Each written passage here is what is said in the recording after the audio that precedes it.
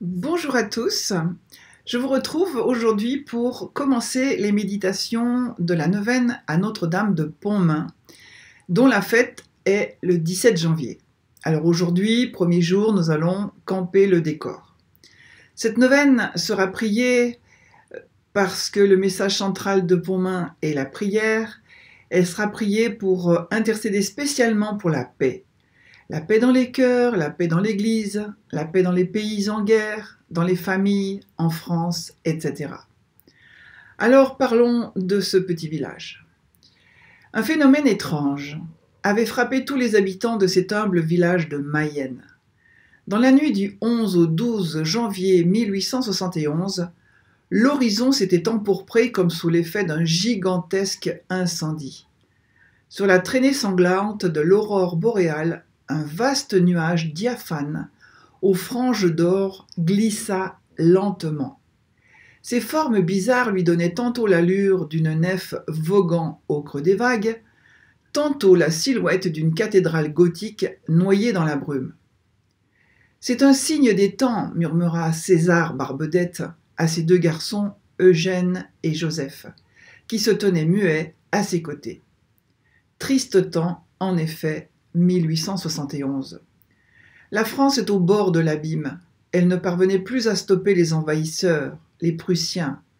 Ils campaient aux portes de Laval, à 53 kilomètres seulement de là. 38 hommes de Pontmain, cueillis par la levée en masse, étaient partis à la guerre.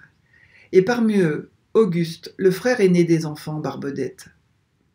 Progressivement, l'aurore boréale s'éteignit, et les humbles villageois regagnèrent leur chaumière en silence.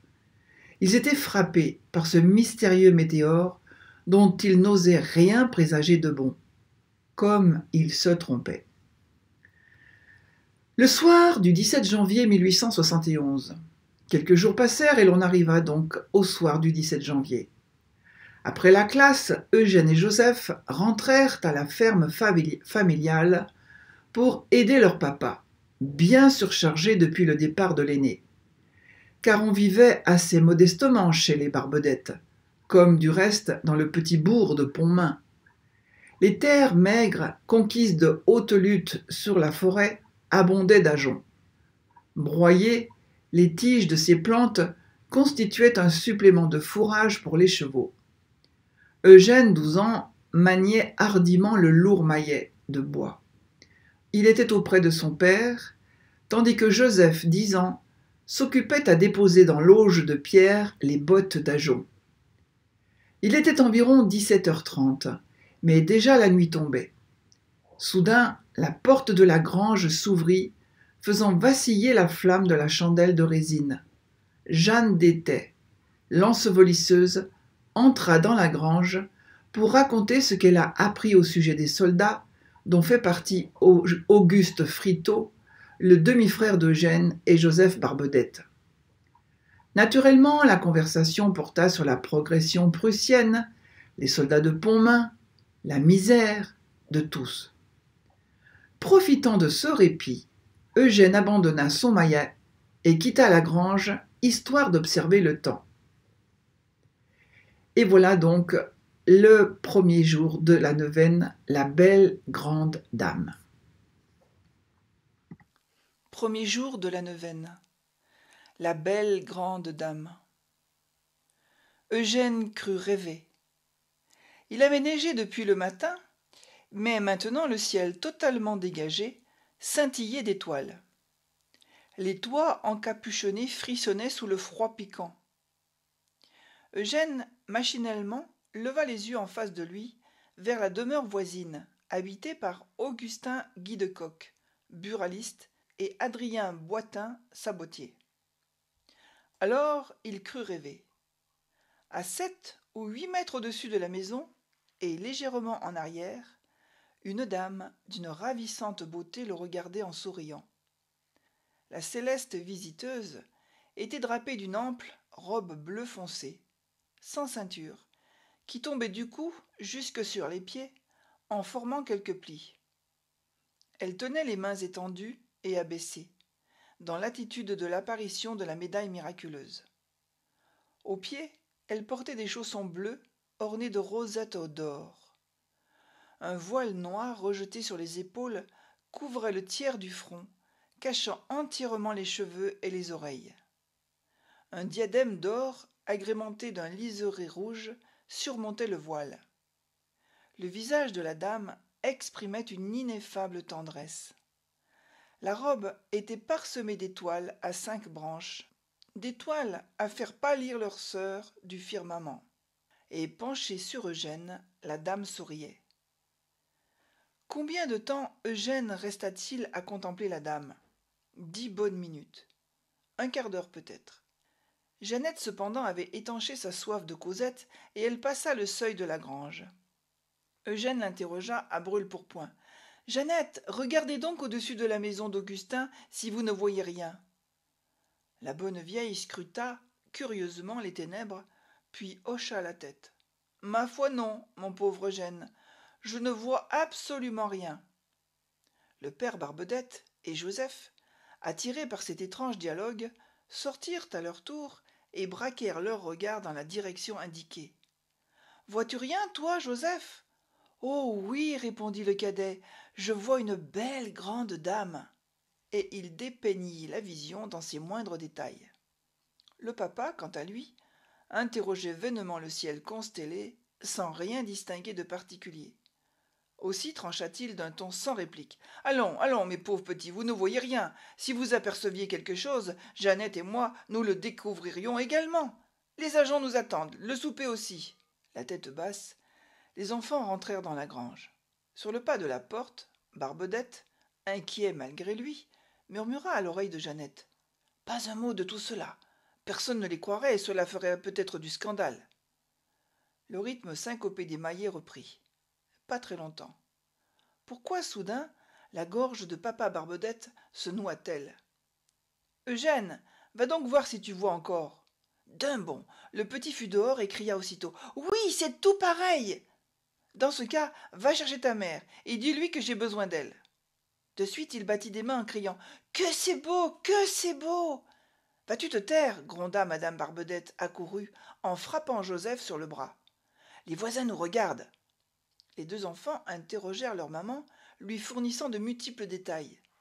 Après une longue observation, elle dut avouer « Je ne vois rien du tout. » Aux voisins accourus, rongés de curiosité, elle se borna à dire « Ce sont les enfants qui affolent. » Ils disent apercevoir quelque chose, mais ce n'est rien. Et pour couper court à l'incident, elle repoussa fermement son mari et ses enfants dans la grange en claquant la porte au nez des badauds. Pourtant, maman Barbedette, touchée par l'accent de sincérité des petits, se prit à dire « C'est peut-être la Sainte Vierge qui vous apparaît. À genoux, récitons 5 pater et 5 ave en son honneur. » Tous s'exécutèrent avec recueillement. Alors, sûre d'avoir conjuré le mystère de la nuit, elle ajouta d'un ton résolu, en entrebâillant la porte, « Regardez si vous voyez encore. »« Oui !» chantèrent joyeusement 2 voix cristallines, « c'est encore tout pareil. » Mais allez donc d'emblée accueillir de semblables vérités. Allez donc accepter comme ça, devant les gamins, de perdre la face en constatant vos limites. 1 minute, je reviens avec mes lunettes. Voilà maman Barbedette de retour qui ajuste ses besicles, les éloigne, les rapproche, fronce les sourcils. Sa servante Louise est sur les talons. Non, vraiment, la science humaine n'a pas encore réalisé l'appareil d'optique propre à scruter l'au-delà. Le jugement tombe péremptoire, glacial. Vous ne voyez rien. Allons, au travail, petit menteur, petit voyant. L'instant d'après, en quittant la grange, pour se rendre à la maison, ils contemplèrent à nouveau, à la dérobée, la céleste vision, toujours fidèle au rendez-vous. « Venez vite souper !» ordonna le père. Marchant à reculons, les petits obéirent. Le repas expédié, permission fut donnée de retourner à la grange, à condition de réciter encore 5 pater et 5 ave. La dame drapée d'étoiles les attendait. Se laissant tomber à genoux dans la neige glacée, les enfants prièrent en dévorant la vision du regard. Puis ils coururent à la maison, le cœur battant. « C'est toujours pareil! Oh, que c'est beau! La dame est grande comme sœur Vitaline qui nous fait l'école. » À ces mots, madame Barbedette eut comme une inspiration. Allons chercher sœur Vitaline. Les sœurs sont meilleures que vous. Si vous voyez, elles vous rendront bien, elles aussi. Prions. Dieu notre Père, source de toute sagesse, donne-nous d'avoir toujours toute confiance en la médiation de la Vierge Marie, Mère du Rédempteur, que tu as associée à son œuvre et qui exerce pour nous un rôle maternel d'intercession et de supplication. Nous te le demandons par l'auteur de la grâce, Jésus le Christ notre Seigneur. Amen.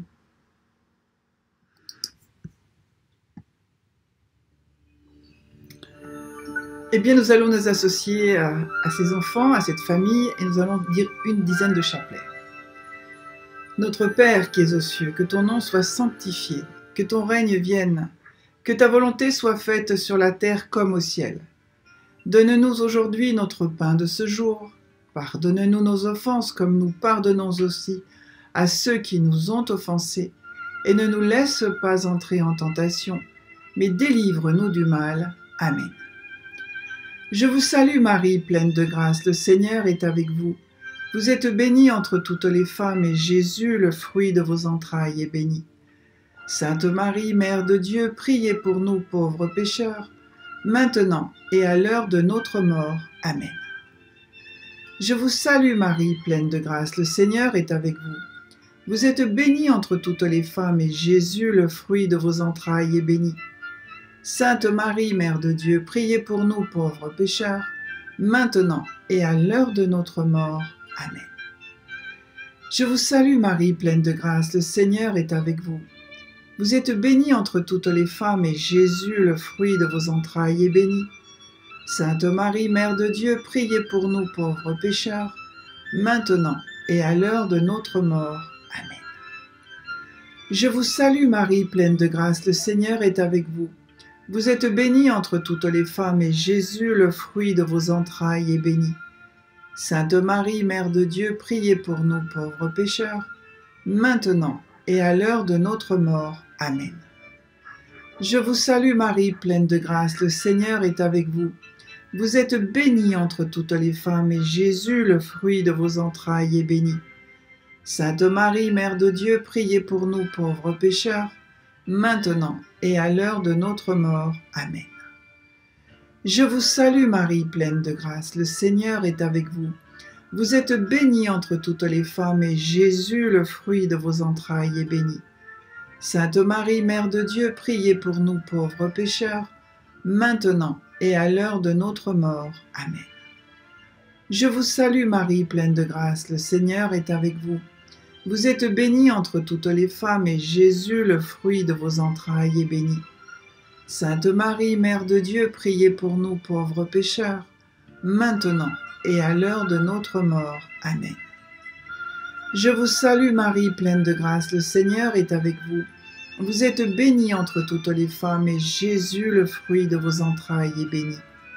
Sainte Marie, Mère de Dieu, priez pour nous pauvres pécheurs, maintenant et à l'heure de notre mort. Amen. Je vous salue Marie, pleine de grâce, le Seigneur est avec vous. Vous êtes bénie entre toutes les femmes, et Jésus, le fruit de vos entrailles, est béni. Sainte Marie, Mère de Dieu, priez pour nous pauvres pécheurs, maintenant et à l'heure de notre mort. Amen.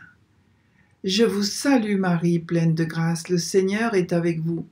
Vous êtes bénie entre toutes les femmes, et Jésus, le fruit de vos entrailles, est béni. Sainte Marie, Mère de Dieu, priez pour nous pauvres pécheurs, maintenant et à l'heure de notre mort. Amen. Gloire au Père, au Fils et au Saint-Esprit, comme il était au commencement, maintenant et toujours, et dans les siècles des siècles. Amen. Voilà, nous avons médité le premier jour qui mettait le décor de Pontmain en place. Demain, nous prierons tout spécialement pour la paix dans l'Église. On se retrouve donc demain et on reçoit la bénédiction de Jésus par l'intercession de Notre-Dame de Pontmain, la Mère de l'Espérance. Au nom du Père et du Fils et du Saint-Esprit. Amen. À demain!